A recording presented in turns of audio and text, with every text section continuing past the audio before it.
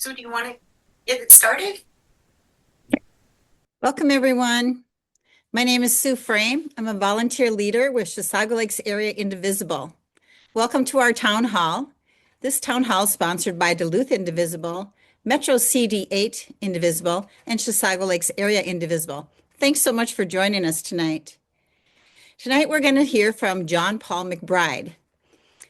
John Paul likes to go by his first initials, JP, and we'll hear about his campaign to represent Minnesota's 8th District in the U.S. Congress, his plans to fight for Minnesota's families, our communities, and our democracy. Following a brief introduction from JP, we'll have questions generated from CD8 Indivisible chapters, which we've shared with JP in advance, followed by a lightning round of short answer questions, then live audience questions through the Zoom Q&A. Please use the Q&A icon on the bottom of your screen to submit questions. Feel free to upvote the ones you'd like to hear answered, and we'll try to prioritize the highest rated questions. So welcome, attendees. Welcome, JP. Thank you for joining us.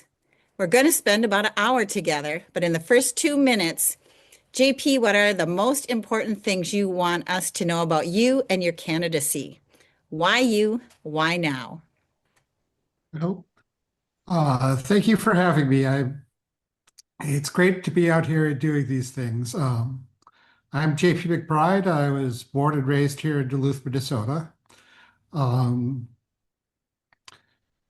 graduated from UMD with a degree in math, just in time for the financial crisis.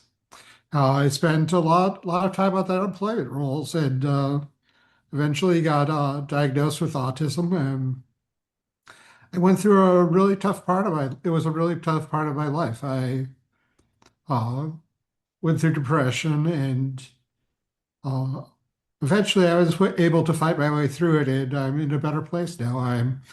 I worked out at Ascension Esco at the Ascension warehouse that you can see from the I-35. Uh, I'm a proud member of USW Local 9460. Um, and I think that I have something that I can bring to our national politics, that we have a Democratic Party and a Democratic leadership that they're good people, but they're struggling right now to figure out how to deal with this unprecedented threat that Donald Trump poses. And uh, I think that I can help with that I have new ideas, I have resolve, and right, um, and I have the righteous anger to push back at what's the forces that are destroying our country, that are oppressing our people, the troops that are the masked police that are threatening our streets. And I think that I know how to turn that around, how to go and not just fight, not just stand up, but to defeat these people, to actually win and solve these problems once and for all. Um, and I'm excited to hear your questions and get a chance to answer them. So thank you. Thanks, JP. I'm Kelly Smith. I'm one of the leaders of We the People, Cloquet Area Indivisible. Here's our format for this town hall. We have 6 set questions from the indivisible groups in Minnesota's 8th District. We also have a lightning round with questions drawn from Indivisible's national theory of change. We are building a sustained, decentralized grassroots movement to hold elected officials accountable and advance progressive policies to create a multiracial, fully participatory democracy where liberty and justice for all really means all this time. We're taking this primary very seriously. This session is being recorded and will be sent out to registrants. As a reminder to all those on the call, please submit questions via the Q&A function, not the chat, and be sure to upvote. Everyone on this call knows we're at an inflection point for our democracy, and we need to know Minnesota is front and center right now as we live through an unprecedented federal assault on our state, on our safety, our ability to thrive, and our right to shape our own future. What's happening now, whom we send to Washington, and the decisions our federal leaders make will determine whether we stop the harm and change course. So let's start with the first question. We told JP that he'll have about 5 to 6 minutes to answer each question. Hello, JP. I'm Paul Fleckenstein from Good Trouble Indivisible here in Duluth. A top issue for Minnesotans now is the damage and disruption caused by Customs and Border Patrol, CBP, and ICE, or the Immigration Control and Enforcement, terrorizing our communities through Operation Metro Surge and in smaller scale in rural communities. Part of our response has been to call for Congress to end funding for these two agencies of the Department of Homeland Security without significant reforms. Do you support this? What reforms would you support for our immigration policy? And what else would you do to hold federal agencies and personnel accountable for their actions? First of all, thank you. What's happening with our state is unconscionable. I, of course, support defunding ICE, defunding Customs and Border Patrol, and breaking up DHS. It was an organization that was doomed from the start.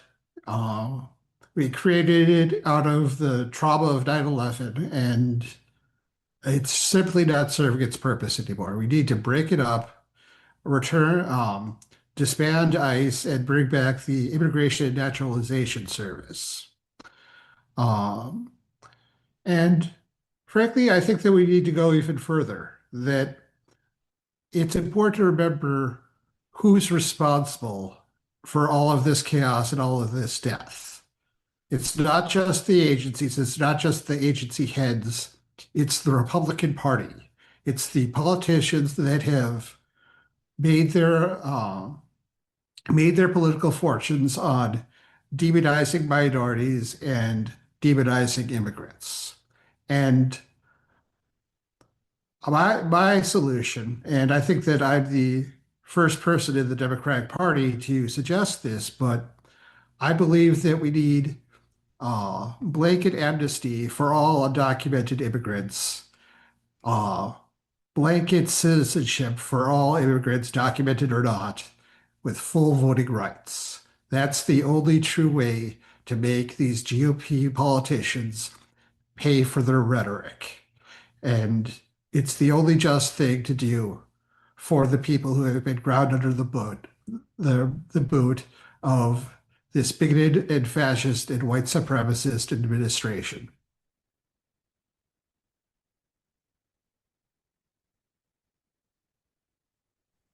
Hi, JP. I'm Melissa Wallace, and I'm from Duluth Indivisible. Yep. HR 1, also known as the One Big Beautiful Bill, cut Medicaid and SNAP benefits and reduce subsidies for the Affordable Care Act, all of which will result in increased healthcare costs, decreased access to healthcare, and a threat to rural hospitals and their patients who rely on these public programs. What is your plan for restoring funding to these valuable health programs that provide access for millions of Americans? And what do you think our nation should do over the long term to ensure healthcare access for all? Thank you. I support Medicare for all to create a single-payer healthcare system that covers all Americans.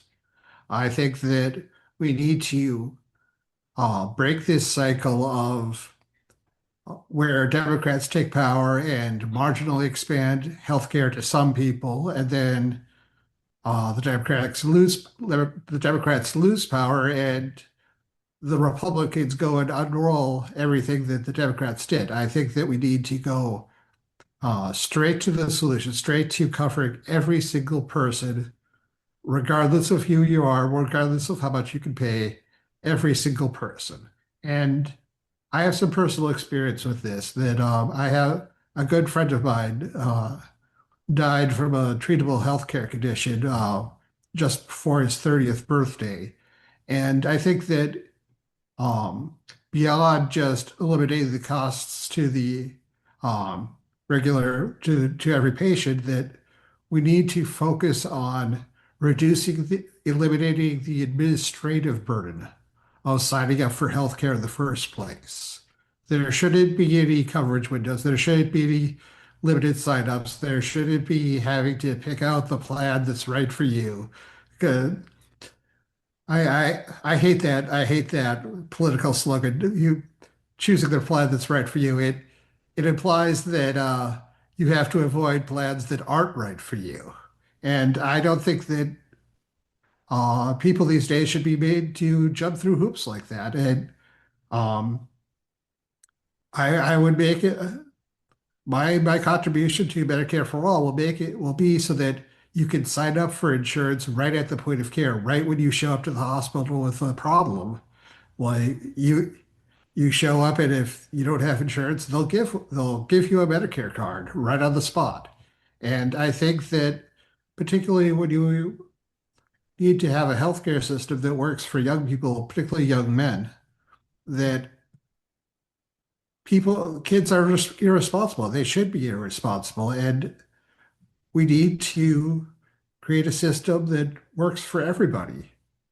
And that's what I'm going to do. Thank you. Thank you. Hi, JP. I'm Sue Summer. I'm with Duluth Indivisible.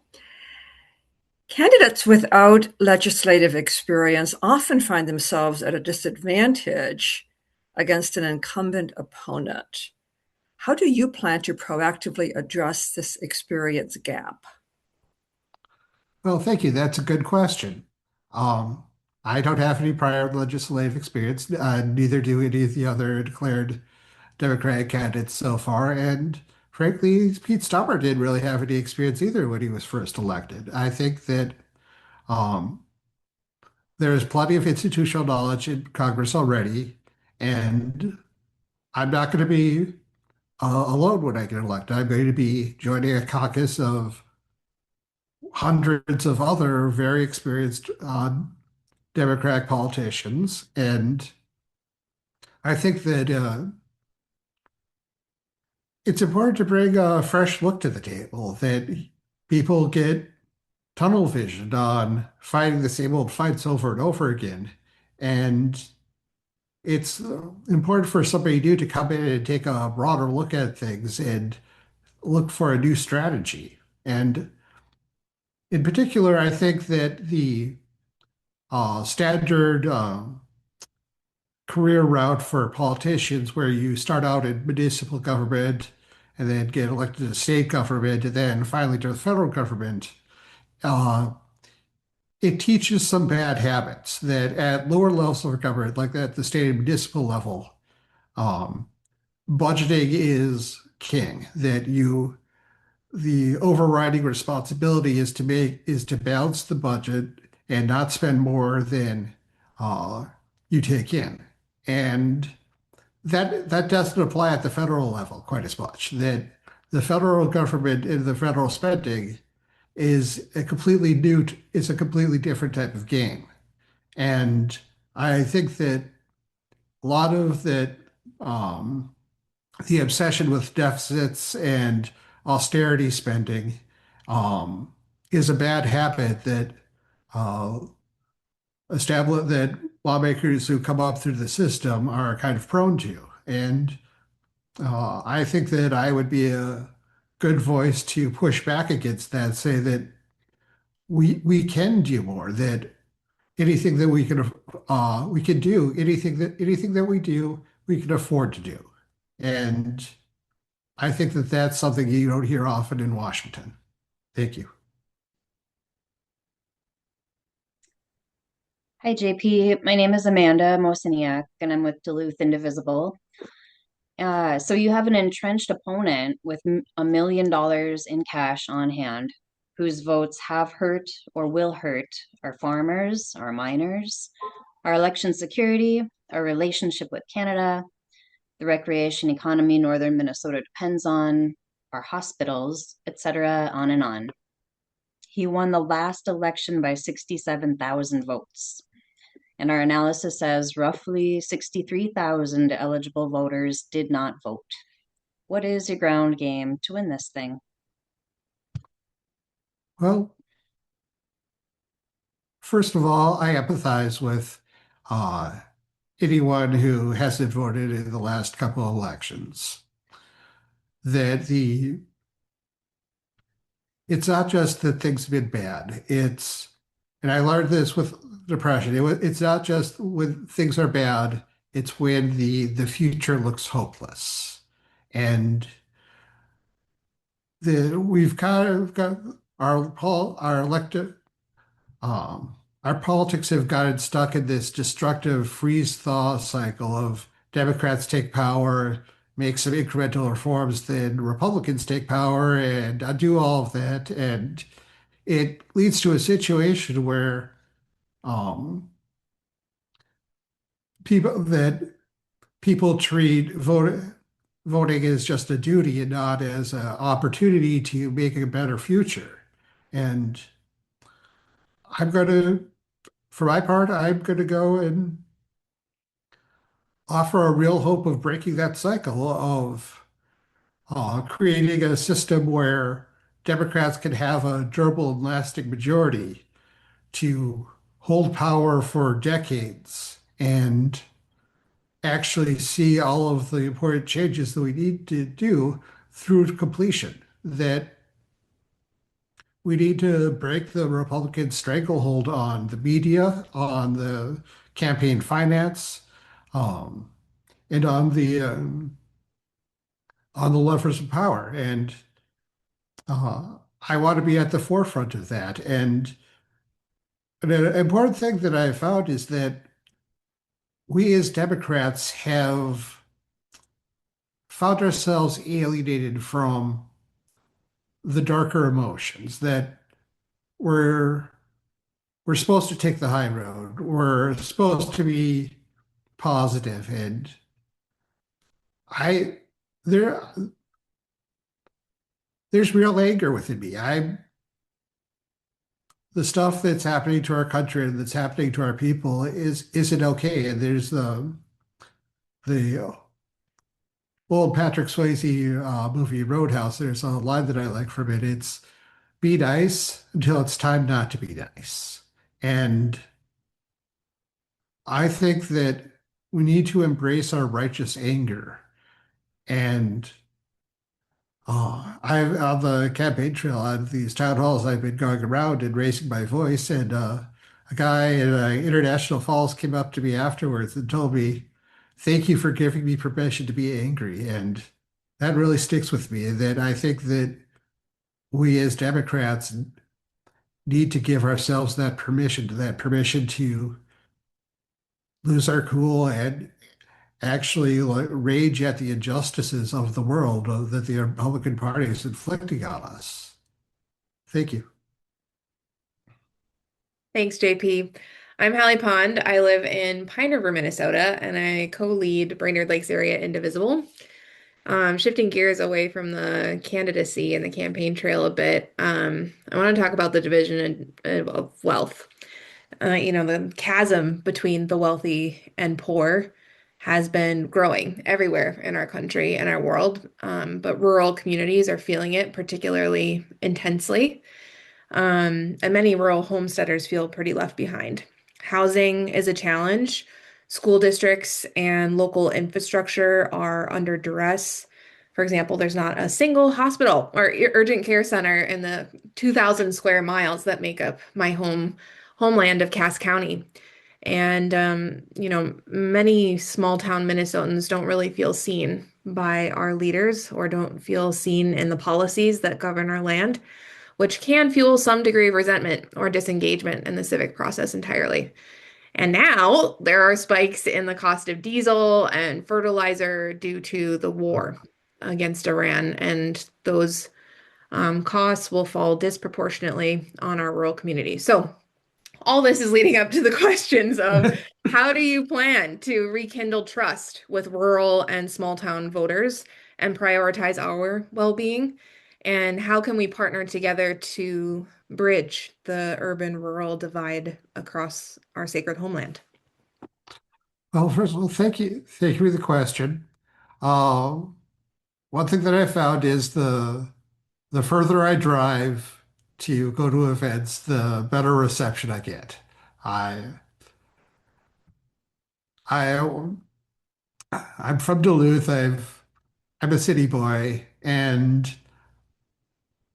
when I go out to Cass County, when I go out to International Falls, when I go out to every corner of the district, I find people who are happy to see me, and that we all share the same dreams. And um, to address the question of healthcare, I've sat at meetings with in Essentia where they go over the coverage for trauma care, and I think that trauma care in particular is a thing that this district needs. That down in the cities, uh, you like all the Twin Cities suburbs, you have um, less people are less than 30 minutes away from trauma care, and up here in the north and across the Cass County and such, it's over an hour. And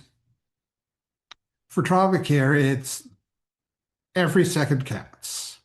And I think that we need a network of trauma care centers to cover the entire northern part of the state, and that with federal funding, we can make that happen. Um, I'm hesitant to comment on what happens with Iran because that situation is changing day by day. And as bad as things are now, there is far from any sort of guarantee that it can't get worse. That I was too young to live through the 70s, and we haven't had anything like we've had oil shocks before. We've had it with Katrina, we had it with the Russian invasion of Ukraine, but this has the potential to dwarf them all. That Trump had no idea of what he was doing when he got us into this war. And right now, we're not feeling the effects. The gas prices have gone up a bit, but we still, the global markets are still absorbing the shock. The effects are, it takes a long time for the effects to truly be to be felt. Like it takes months to ship oil across the world, and right now we have we're we're releasing oil from our stockpiles, and so is a bunch of the world. That's only going to last a matter of months, and if there isn't a swift resolution to the war, uh, we're going to be feeling it pretty hard. And honestly, nobody has any clue about how this is going to end up. And uh, I can only hope that when I take office, that our country is going to be in a good enough shape that I can help get things done. And it's going to be tough, and we're all going to have to hang together and work for the best. Thank you. Great. Hey, JP, thanks for joining us tonight, and thank you so much for running. I really appreciate it. Hey, as you're learning as you run for this office, CD8 is an incredibly large and and diverse district, including the Twin Cities metro areas where I live, Duluth, the North Shore, the Arrowhead, the Iron Range, tribal nations, major parks, public lands, an international border, and we even have the Northwest Angle. How would you balance the sometimes competing interests of all of these communities while still representing the entire district? Well, I think that the commodity that we find ourselves most in competitive and the most competition, excuse me, the one resource that everybody's competing for is attention. And right now with Stauber, and he has, if you're not committing fraud against the state, Stauber has no time for you. I would go, uh, I'm autistic, and as it's known that autistic people tend to have special focus, special areas of focus that they love to lock in on.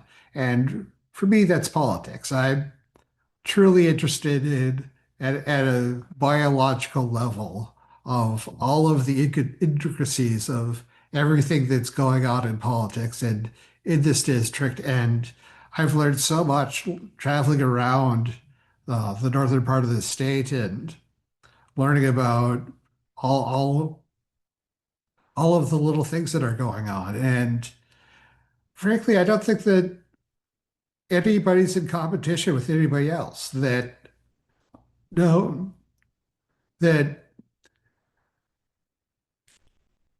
nobody has to win at somebody else's expense. And the only limited resource is attention. And I promise that I've got enough attention to go around, that I love this. I love policymaking. I love knowing all of the little problems. And that's why I want to do this job, is because I want to be the guy who can come in and repair the rec center, to go and refund the schools, to build the hospital and pave the roads, and just come in and save everybody's bacon. And I think that the House of Representatives is a great place to do that, and that they're a congressman that's attentive and energetic and focused on the needs of the district can make such a huge difference to people's lives. And I want to be that man. I want to do that job. And I want to be coming back to this district and being the Santa Claus of government that goes and fixes every damn thing and takes responsibility for it. And with your support, I'll be able to do that. And thank you.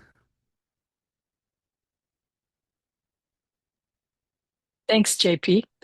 I'm Joan Peterson. I'm a co-leader of We the People, Cloquet Area Indivisible. Now it's time for our lightning round. So we are looking for 30-second answers or less on each of these. Are you ready? So if elected to represent us in the U.S. Congress, should overseas military action of any kind require explicit congressional authorization? Go. Yes. Okay. That's less than 30 seconds unless you Oh, want cool. That's fine. an easy question. Yes. Yeah. Okay. Good. Okay. Next question. You're going to face a long list of challenges in Congress, from cuts to basic health care and climate resilience to protecting our lakes and streams, to attacks on Black, brown, trans, and queer communities, and the gutting of science and public health. This moment will end, but the work to rebuild will be immense. If you get to Congress, what are the top priorities you want to focus on first? Well, first of all, is the blanket amnesty for all immigrants. That we've built this society around a group of people who have been disenfranchised and demonized by the right-wing media ecosystem. And we need to balance the scales of justice to give citizenship to this broad class of people and give them the votes to tell the GOP that's been demonizing them that turn the tables, make them the we've got this disgusting strain of racism in GOP politics these days, like Pete Stauber, that he has proposed a bill that the only thing that you really need to know about is that it's one of those horrible forced acrostics where his bill spells out Somalia. And even going beyond like the bullshit that the bill proposed to solve, that sort of thing just diminishes us as a culture of we're welcoming people, we're friendly, we're nice, and Stopper just he diminishes that. He's a closed-minded juvenile little kid who is just turning politics into a game of playground insults. And I think I've gone over 30 seconds on that, but Yeah, he I really think you gets have. he really gets me up on that. That really I it guess really so. gets me off. Okay, next question. Will you support stronger gun laws, such as an assault weapons ban and making sure our federal gun background check system is not weakened? I support the federal gun check background. I support red flag laws. Um, I have a history of mental illness, and as such, I'm prohibited from owning a firearm. And I think that that's a good idea. That um, I think any sort of restrictions on firearms, this is probably not what you're going to want to hear, but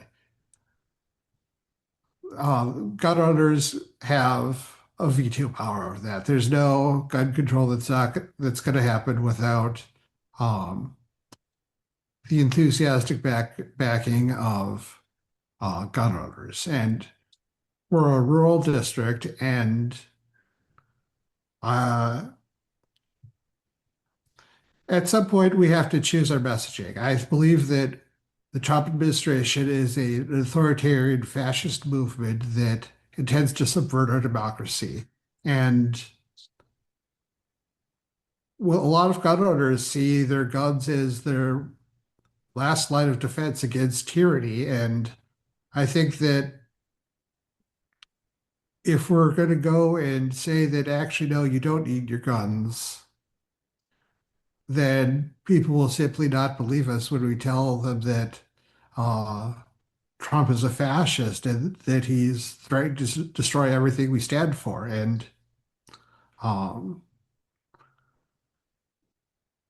I would do anything to go and reduce the levels of gun violence. And um, personally, I think of gun owners as a vulnerable group that um, when you look at gun violence, the vast majority of it is suicide. And I think that when I look at these troubled young men that commit all of these horrible crimes that end up in the paper, a common thread of them is that they were depressed and isolated from people around them and forming social groups online that fed into all of their toxic personalities. And I would go and make sure that there's resources available for young men like that to get involved in the community, with a sportsman's group or militia or whatever, to get out of the house and meet people. And I think I've gone over the 30 seconds, but I was just going to say, okay, thank you. Next question. Will you join the Congressional Progressive Caucus? yes, I will. Okay. All right. Should members of Congress and their families be banned from trading stocks and betting auction market?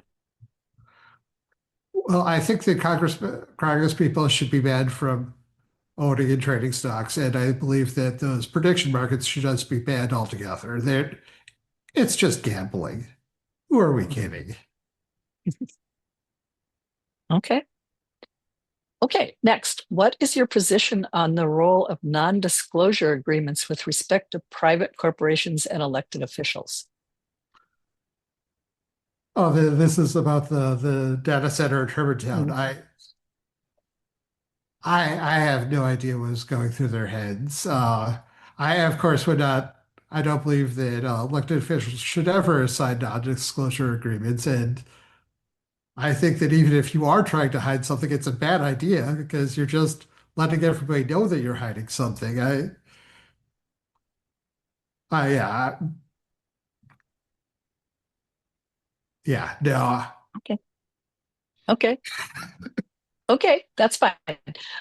If elected, will you commit to meeting in person regularly in your district offices and other community settings with your constituents, including those whose party affiliation is not your own? Oh, of course. That's been the favorite part about campaigning so far. And also in my personal life, I have a lot of friends who are conservative, who are right leaning. And I think that one of the things that encouraged me to get into politics was one of the a friend of mine who identifies as center right. When I told him that I was thinking about running, he was the most enthusiastic about it. He was like, "You'll be the first Democrat that I've ever happily voted for." That we're all just people, and if you can talk to people, that's all you really need in life. Okay. And this is the last question of the lightning round. What are you curious about besides politics and work? Oh, yeah. Oh, besides Tough question. politics, jeez. Yeah. I'll, well, I'm really kind of curious what goes on behind closed doors in Congress. I mean, I've for most of my life, I've just kind of assumed that politicians know what they're doing, and that if they're not doing the thing that I want them to do, it's for good reasons, and that they know better. And the last decade or so has kind of been slow disabusing myself of that process, uh, and I'd kind of like to thank Stauber in particular for that. Is that um, he's the one that convinced me that I could do the job. That there's a lot of good people at every level of government, and I wouldn't have had the confidence to put my name out there if it wasn't for him. If I couldn't he's the one person I could look at and say, I could do your job better than you can. And I'd like to get a chance to prove that. Thank you. Okay. Thank you. And now we are going to have the audience questions and answers that people have voted on. And Amanda, I believe, is going to ask some of the questions and manage this part of it. Okay. Hi again, JP. Mm. So next we will pull questions from the attendees, and I'll remind everyone, if you have any questions, pop them in the Q&A section. We're going to take the questions with the most upvotes. Hopefully we can get quite a few in. And JP, if you could keep your answers to about 2 or 3 minutes per question. Okay. Let's see. The first question we have comes from Michael Gallagher. He says, I am interested in your thoughts on mining near the Boundary Waters canoe area. Contrast iron mining with copper nickel sulfide mining. Thank you. Well, thank you. I don't believe that we should have copper sulfide mining in the Boundary Waters. All the proposed sites are up are upstream from the boundary waters and will inevitably impact the boundary waters. And um, in particular, there's a interesting detail about this that I think is important is that um, back in 1948, we passed the Thai-Blatnik Act, which provides compensation for the local counties for the um, economic value that they gave up when the Boundary Waters was created in the first place. And right now, this only encompasses the logging rights. And I think that one of my big priorities would be to revise that and include the mineral wealth underneath the boundary waters um, that we're giving up, that we're passing on that in order to preserve the boundary waters. And it's supposedly the value is supposedly something like 5 times the value of the lumber. And all these people who talk about how valuable the mineral resources are underneath the boundary waters, well, we deserve compensation for that, and I'll make sure we get it. Great. Next question comes from Heather. She asks, what would you say the action steps are to achieve a blanket amnesty for immigrants? And how would you generate support for this? Well, the model would be, oddly enough, Ronald Reagan's amnesty back in the 1980s. Back before the Republican Party went all, well, they were racist back then, but they hid it a bit better. Um, I would I would go and make it a centerpiece of my campaign of going and raising the issue in the national stage, and that we're going to have we're looking at a pretty big Democratic wave right now. Things are only going to get worse, and people are only going to get more pissed off, and nobody in the Republican Party can answer for the harm that they've caused and the mess that they've gotten us into. And it's important to go and crystallize that backlash around a policy. And I think that just getting out there, raising awareness of it, and getting everybody to coalesce around this fundamental reform to our immigration system, it's going to go and snowball and become a force of power in of itself. Speaking of all that, you might be pretty aware of the data center proposal since you are living in Duluth here. And Karen asks, what is your opinion of the proposed data center in Hermantown? I'm not a big fan of it. This whole AI economy, it looks like a bubble. It looks like a fad. Um, the thing that concerns me the most is the impact on climate change, that the numbers for power consumption are staggering, that this is going to be a huge consumer of electricity for something that we never thought we needed. I think back to I first became aware of climate change back in the 1980s when I was 6 years old, and of all of the plans for how to combat it, of how to go and get our emissions down, none of them said, okay, we can also just create gigawatts of demand out of nowhere to create little funny images. And I think that the way to um, bring this whole AI thing under control is pretty simple. You charge them extraordinary high taxes for electricity and even more extraordinary high taxes for water. And they can decide for themselves if it's worth it or not. That if it is truly all that these Sam Altman and the billionaires promise it to be, then they can pay up good money for it. Otherwise, we can sit this one out. That's right. So the next question comes from Gwen. She asks, what ideas do you have to make sure everyone has affordable housing?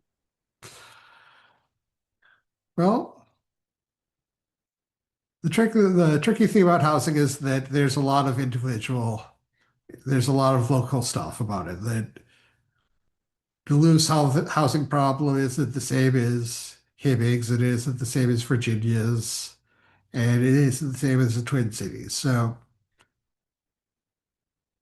I would use the tools that I would have available to me as a congressman. The most important one is money.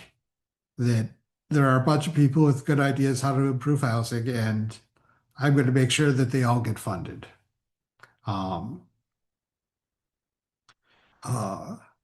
I also, this is also uh, I think that sounds like I was going to go on a tangent about Kathy Cargill, but that's kind of a Duluth thing. You could generalize if you Oh feel yeah, like well, it. I think that going after the billionaire class is also going to help. It's extraordinary what even a single billionaire, the damage that a single billionaire could do when they fall in love, air quotes, with your community. And we saw that with Kathy Cargill. She uh, bought up something like 23 properties on Park Point, and just by herself bought up like a good quarter of all new housing stock in Duluth. And like people just shouldn't have that power. I mean, we kind of beat back Kathy a little bit. We gave her the cold shoulder and made sure that she knew she wasn't welcome and she's backed off. But like people just shouldn't have that power. And every every rural community is vulnerable to being noticed by some billionaire that falls in love with International Falls or Grand Marais and decides I'd like to own this place, and because they have the money to do that, and while they have that money, we're just kind of hope that to stay beneath their notice. And uh, okay, yeah, I think that's it. Well, as someone who lived in Seattle, I can appreciate that Oh answer. yeah, So thanks for elaborating. oh yeah, oh Seattle's great. Right. And next we have a question from Michael. He says, what ideas for economic development in CD8 would you be interested in supporting? Well, there's the uh, green iron is a big thing these days, and particularly, and a big priority of mine will be keeping the Iron Range updated on the latest mining and ore processing technologies that um, because a big push is to replace old blast furnaces with um, electric arc furnaces, and that the Iron Range is going to have a critical part of that. That uh, we need to keep rolling with the times, uh, and green energy is the way of the future, and need to make sure that the Iron Range takes advantage of that. Okay, we've got about 9 minutes left and we've still got some questions. Next one's coming from Gwen. What do you think our relationship with Israel should be? Oh my God. I do not think that we should be an ally of Israel anymore. That I think it has not served our national interests. It's not served Israel's interests. We have this toxic and codependent relationship with them. And I think that it would be best for both countries if we just went our separate ways, that this is a relationship that we need to break up. We both have our problems, and particularly with this whole Iran thing, like, we do not make a good team. And I think that in particular, Joseph Biden's response to Gaza is just completely unconscionable. Like, I think that was a real eye-opening moment for a lot of Americans, that we just can't continue doing this. We need to stop subsidizing Israel, stop not just just stop this whole thing altogether. Like, Israel is an apartheid state, just like South Africa. We need to break off relations. We need to make it clear that we can't allow businesses continue to keep going on. That it's an awful situation, and we're only making it worse. Okay, we've got less than 5 minutes left and just 5 questions left. Next one's coming from Mark. What is your view on term limits? I think that I oppose term limits. Frankly, it's well intentioned, but it only shifts responsibility from elected officials to the unelected people around them. And I think that it only exacerbates corruption, because you have a situation where if a politician can only hold office if a congressman can only hold office for, say, 10 years, then they're going to be looking ahead to what happens to them after they leave politics. And we see it all the time with retired politicians going and joining lobbying organizations. And I think that term limits is only going to incentivize politicians to serve the people that are going to serve them out of office.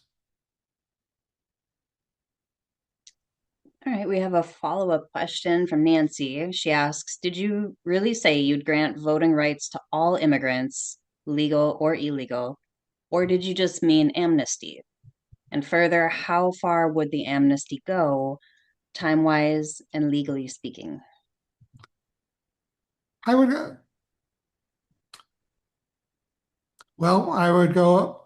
off of I would use Ronald Reagan's amnesty in the 1980s as a template, but it would be I would push for everyone, that no one has been spared the wrath of the Trump administration. Everybody's been hiding in their houses, afraid to go and buy groceries or send their kids to school. Like, at some point, we have to look at this in terms of justice, that we can't go and if we don't give people citizenship, what other protection can we give them that the Republicans can't just take away again? And I think that the people who've suffered under this wave of fascism, the only way to give them justice is to give them a vote. And their ability to vote, well, it'll bring justice. And it's a big ask, but somebody's got to do it. And I think that's me. Thank you so much, JP. We really appreciate your time this evening and would like to give you just a minute or two to close out if you have any last final sentences to share. And we weren't able to get to all of the questions in the Q&A, so it might be helpful for folks to know how to get in touch with you to ask their questions that we didn't get a chance to ask tonight. Oh, thank you. Well, thank you for having me. My campaign is just in its infancy right now, and I would really appreciate anybody who has knowledge of how to run things like this I'd encourage them to get in contact with me. My email is johnpaulmcbride@gmail.com. No special characters, just John Paul McBride. And my phone number is 218-343-6597. If you could call or text, that would be great. Uh, I need to assemble a team. I need to create a group that can keep me going on this, and I would welcome any support that I can get. If you liked what I've said, I'm not going to be able to go and do it without a lot of help from people like you. So thank you. Please reach out. I would love to answer all of your questions and hear feedback and hear what needs to get done. So thank you. Thank you so much, JP, for joining us tonight, and for everyone who tuned in and for everyone who's watching this recording. You know, town halls like this are really just the beginning of our efforts to create a government that's truly representative of us. So stay engaged, stay informed, set up your own candidate town halls through your local Indivisible groups. If you're interested in doing that, we're happy to support. And keep pushing for results that really matter for us here in CD8, but all across Minnesota and our country. We're deeply connected, and we are all needed in our unique strengths, gifts, and talents. So on April 8th, we'll be having the next town hall with Harry Welty, who's a Republican candidate. And then on April 15th, we'll meet with Dr. Wendell Smith, who's another DFL candidate. And of course, don't forget to take to the streets on March 28th for No Kings 3, wherever you find yourself. So thank you all so much, and good night. Thank you. Thanks, everybody. Good night.